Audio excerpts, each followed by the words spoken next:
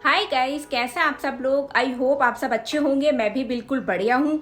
आज का वीडियो आपको टाइटल से पता चल ही रहा है कि क्या है। यस, बहुत सी वुमेन्स के दिमाग में या बहुत सी वुमेन्स के यही सवाल रहते हैं कि हमारी मैरिज को इतना टाइम हो गया है और इतना टाइम होने के बाद भी हम माँ नहीं बन पा रहे हैं, हम बच्चा कंसीव नहीं कर पा रहे हैं। हमारी मैरिज को 9 ईयर हो गए हैं, 10 ईयर हो गए हैं, 2 ईयर्स हो गए हैं।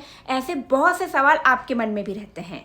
तो गाइस, और एक सबसे ज़रूरी बात, आपके इन्हीं सवालों के जवाब देने के लिए अगर आप कहेंगी तो मैं यूट्यूब पे लाइव भी आया करूँगी, जहां आपके जितने भी सवाल रहते हैं सभी के आंसर दूंगी। क्योंकि बहुत सी गर्ल्स वुमेन्स के सवाल रहते हैं वो कमेंट्स करती हैं, बट मैं उन कमेंट्सों के जवाब नहीं दे पाती हूँ क्योंकि कई कमेंट्स ऐसे होते हैं वीडियो में हाइड हो जाते हैं, मुझे नहीं दिखते हैं। और ऐसे में आप सोचती हैं कि मैं आपके कमेंट्स का रिप्लाई नहीं दे पा रही हूँ, वो कमेंट्स मुझे दिखते ही नहीं हैं। अगर आपके दिल में भी या आपके बहुत सारे सवाल हैं तो मैं आपके सभी सवालों के जवाब लाइव आके दिया करूँगी, जहाँ पर आप मेरे से पूछ सकती हैं। अगर आप मेरी इस बात से एग्री हैं तो मुझे कमेंट्स करके ज़रूर बताना, जहाँ पर आप फ्री में जो भी आपके सवाल हैं आप मेरे से पूछ सकती हैं। तो गाइज, अभी हम बात कर रहे हैं हमारे टॉपिक पे कि बहुत सी गर्ल्स वुमेन्स बच्चा कंसीव नहीं कर पाती हैं। आखिर क्या रीज़न रहते हैं बच्चा नहीं कंसीव होने के। तो गाइज, हमारी बॉडी में एज बाय एज कई चेंजेस होते रहते हैं। कई बार आपने सुना कि हम ये कहा जाता है कि सही एज में मैरिज कर लीजिए जिससे सही टाइम पर बच्चा हो जाए, क्योंकि धीरे धीरे जैसे जैसे हमारी एज बढ़ती है जो हमारी शुक्राणु होते हैं वो कम होते रहते हैं, जिस वजह से बच्चा कंसीव करने में बहुत सी प्रॉब्लम्स होती हैं।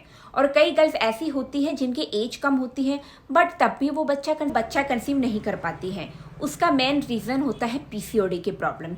और ये पीसीओडी के प्रॉब्लम्स कोई मैरिज के बाद नहीं होती है, ये प्रॉब्लम्स टीनेज से ही होती है, बट हम ध्यान नहीं दे पाते हैं। हम सोचते हैं 1 महीने 2 महीने में पीरियड्स आ जाएंगे तो अच्छा है, नहीं भी आए तो अच्छा है, हमें क्या, हम कम से कम पीरियड्स की मुसीबत से तो बच जाएंगे।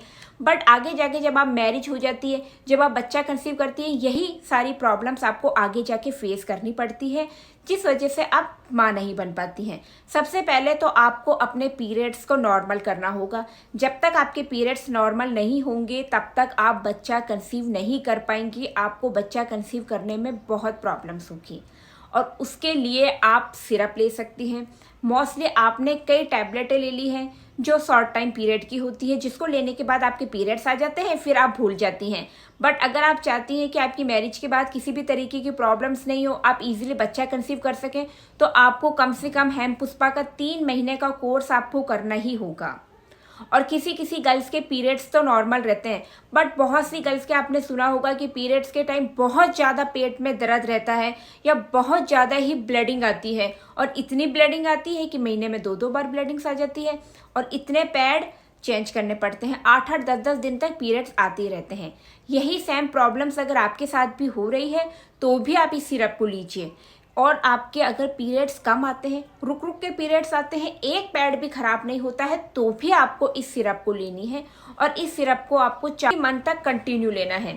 मेरे से बहुत सी गर्ल्स पूछ रही थी कि 3 महीने तक हमने कंटिन्यू कर ली, अब उसके बाद भी हम कंटिन्यू करें क्या। 3 मंथ तक अगर आपने कंटिन्यू कर ली है तो आप उसको छोड़ दीजिए, थोड़ा गैप दीजिए, उसके बाद ही आप वापस लीजिए। एक साथ कंटिन्यू आप मत लीजिए। इसी बीच आपके पीरियड्स रेगुलर भी हो जाएंगे, साथ ही साथ आप बच्चा भी कंसीव कर लेंगी। जब आप बच्चा कंसीव कर लेती है तब आपको सिरप को नहीं लेना है, तब आप सिरप को छोड़ दीजिए।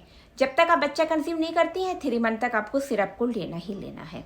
अब बहुत सी गर्ल्स वुमेन्स मेरे से पूछती है कि इन्हें पीरियड्स में कितना लें, कितनी क्वांटिटी में लें।